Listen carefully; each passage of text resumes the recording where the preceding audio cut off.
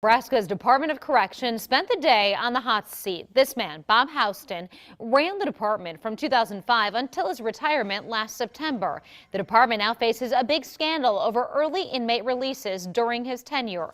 KMTV Action 3 News reporter Josh Egbert has more from Lincoln.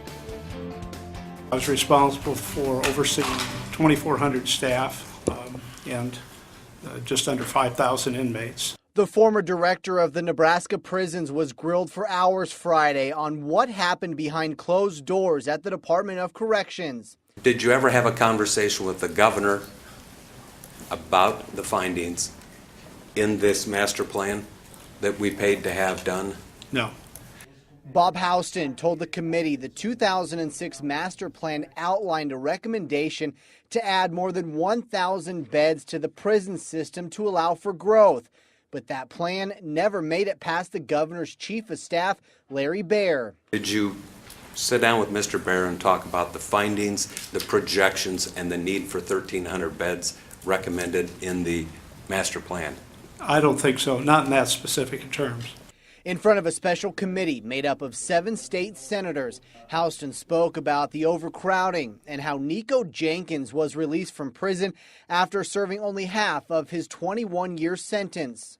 Senator Chambers had a concern with Nico Jenkins. The Ombudsman's office had a concern with Nico Jenkins. Despite those concerns and the fact Nico Jenkins vowed to kill and eat people when he was released, he was let out. He killed 4 people within days of being free. Did you ever look at this guy's folder? No. The resolution that created the committee empowers us to look at any and all things that have a bearing on corrections or will grow out of the operation of the correctional department. Jenkins was let out early because of the good time law. The department has been under the microscope after Jenkins and hundreds of other inmates were released early.